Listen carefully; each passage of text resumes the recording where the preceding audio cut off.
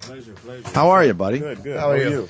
Pleasure. We got to, me and Jimmy went and saw Book of Mormon, okay?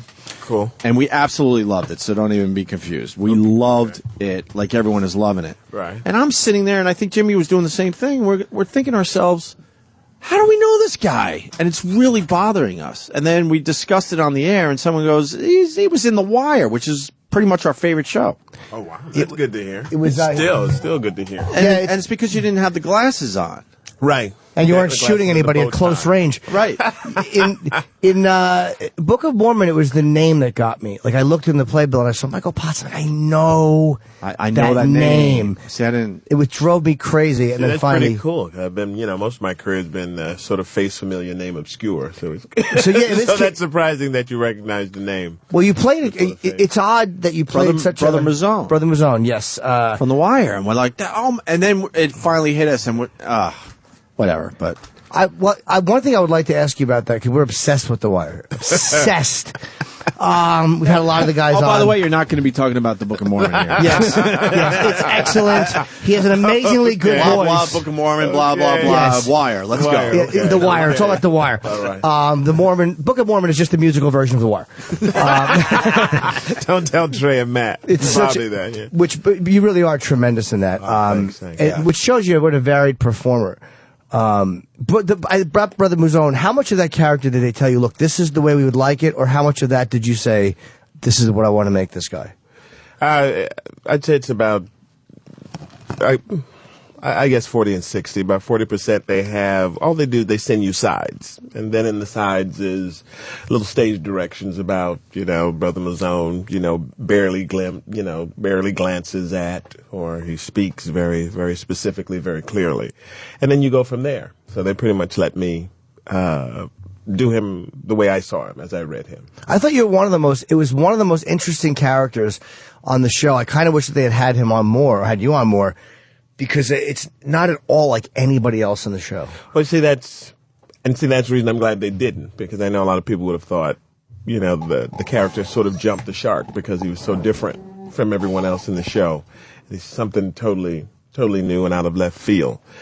And, honestly, when I first did it, I never thought anybody would pay any attention to it, that the character was all that interesting because they had so many other people and just the regulars and their storylines. So I never thought Brother Mouzone would make much of a splash. So I'm surprised by it. Oh, my God, you stood out. I think You stood out in a good way. One of the best scenes in the entire series was, I think, in the end of season 2, when Michael K. Williams, when Omar shoots you in the stomach. That dialogue between you guys is so amazing. I didn't find that out till the day of the shoot. That you were getting shot? Originally, the script they had sent, I was just going to get sort of hit in the shoulder. And then I walked in and read the script for the day, and it said shot in the gut. And I went up to one of the producers. I said, "Oh, come on, guys. I'm done already. You're killing me now." And they were like, no. We need to have a reason for you to be gone for a little bit and come back. Because as they had written him, honestly, in the beginning, he was only supposed to be in one scene, one episode, period. And I guess they dug what I was doing a little bit, and so they decided to write more for him. So they needed a reason for him to have to come back the following season. And I've heard it's very emotional when they kill off a character, too. The whole cast gets really bummed out. And The Wire, you lost a lot of guys, obviously. Right. But when it was your turn, to go, around the set, there was a lot of emotions going on. Oh, yeah, it was a big deal. I mean, the shooting of Stringer Bell, that day was really, really tense. There was something in the script I don't think Idris was really, really happy about. He was not happy about the way he was going to go out. Oh, really? Yeah, there was something that Omar was supposed to do to him that Idris was not pleased with, and it was really, really tense. Did he not do for it? a little bit? No, he didn't do it. They took it out. They took out. Was he the supposed to thing piss on him? Or? Pretty much. Oh, yeah. okay. That's so that I could get. Yeah. Wow, why wasn't he? That to me, Omar, because Omar hated him for having Brandon killed, and Right. what he blamed you for. Right. And we're talking like he's the real guy, like he's the character. But I didn't. Now, did he just not want to get shot, or did he just not want him to do? Oh that? no, he was cool with getting shot. And of course, he was sad about not being on the show Sure. anymore. But he knew he had that run, and that was the right way for for the character. He just didn't want to be pissed on. He didn't think that would be cool. Wow. That was a way for Stringer Bell to go out. He didn't want that character. It's weird how certain thing, I guess, actors feel like the character will be tainted. Right. But I don't think that would have hurt the character at all. I think that just would have been a further kind of like more of a victory for Omar for avenging this guy being murdered. Sure. Interested in, he wasn't feeling it, and but he got he his went way. to the producers and they took it out. We were all cool about it. I mean, Michael K. Williams was so, no big deal. Whatever. When I watch that, believe me, I don't go, this would be better if he pissed on him. I never would think of that anyway. So Still a I think it great was perfect That was the way a funny, it was done. yeah. We had pigeons and everything. They were going the pigeons were supposed to fly, that whole cool thing, and then they released the pigeons and they kept running into the window. It was hysterical. They had 24 pigeons, and every time they released them, because they had the big window in the back, they tried to fly out. And they would just like smack. That is great. Into the window. It was, so everybody cracked up. So that broke a lot of the tension, too. Well, you knew, too, that it was, because The Wire I couldn't believe when they killed D'Angelo in season 2. I couldn't believe when they killed this one. That's when you knew you were watching something. When they killed him off. Second season, you're like, what? He's not supposed to David Simon, die. he doesn't get sentimental about that. It's about the story. Right. Which is what's so cool. He was not sentimental about. He says we're glad that you like the characters, and sometimes they'll write longer scenes. But in terms of, it's the story. When it's time to go, it's time to go. It's all about the story. And the thing with when you and Omar showed up together, you just knew it was going to be a fucking problem for Stringer Bell. You just knew that being in that house, doing a real estate deal with these two, this is not going to end well. But they did it. It was nice. They did me right. Do you get recognized a lot from that show? I mean, I do. Still. Do you wear the glasses when you're out and about? Hell no.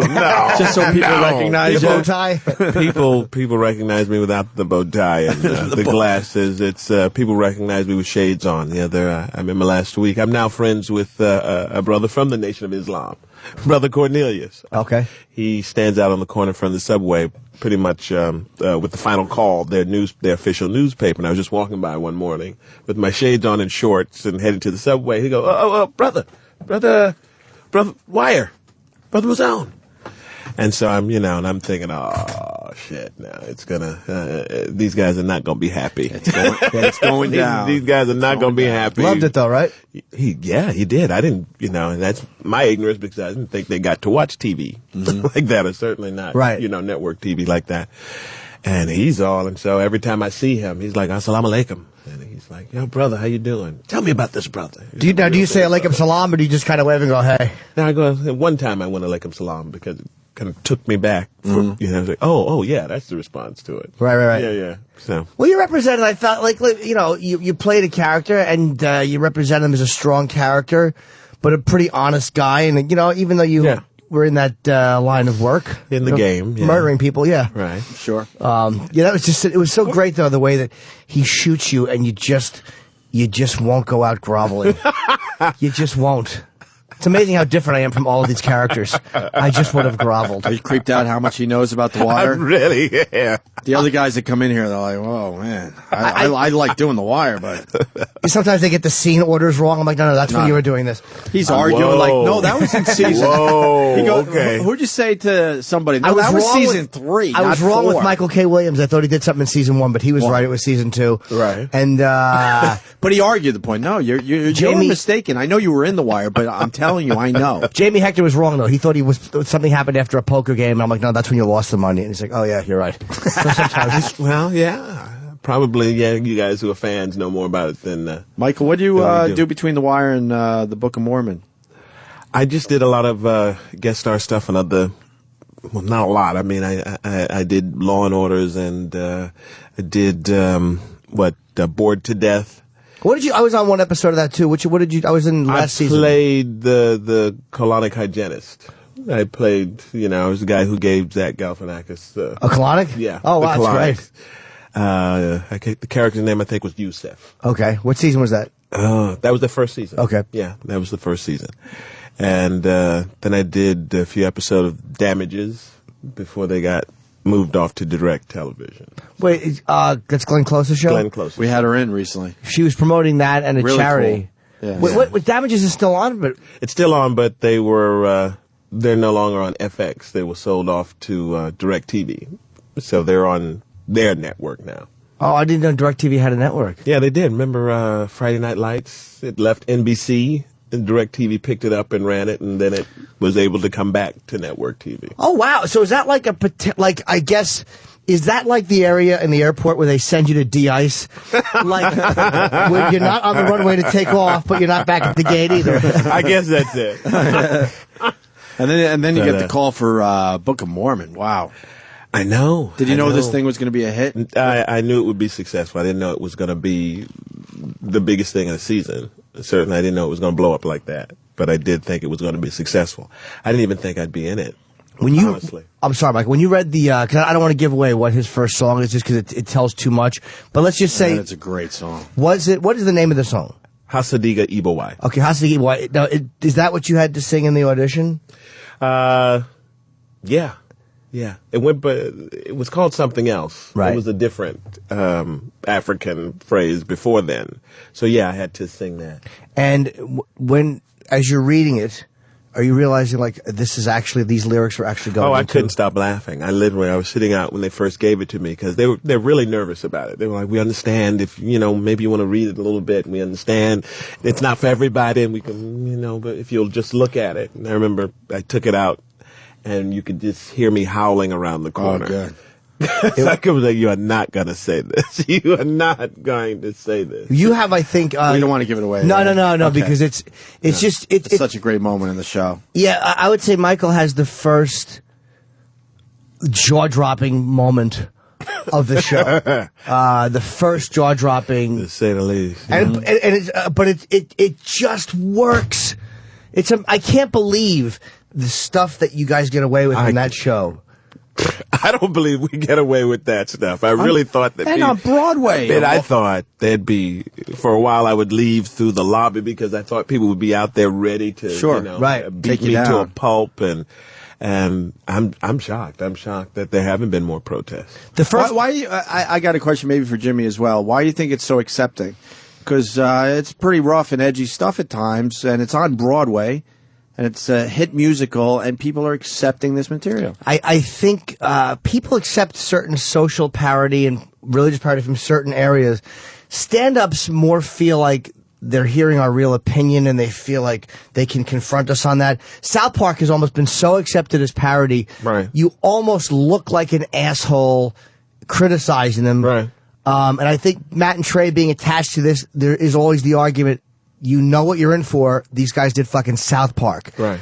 So I think that's a big reason. Well, we're talking about, and it's new. Yeah, it's not like anything else. but we're talking about baby fucking, there's which is amazing. If you think about it, I'm sure just saying that right now, people went, that has been the subject of that is broached. Yes, and it works. it works. It's hilarious. Come on, people have been telling dead baby jokes forever. So They have it's just not on Broadway in a musical form, just standing ovations. Exactly. That's what I'm getting at. But again, it's not a musical based on a movie. It's not based on somebody's songbook. It's totally original, and Broadway was starved for something new. It's not a revival. Right. No, when I knew I was seeing a good musical, first of all, it's over 2 hours, and I didn't mind, and I never looked down to see how many songs were left. See, that's cool. I've been to musicals where you're That's like, great.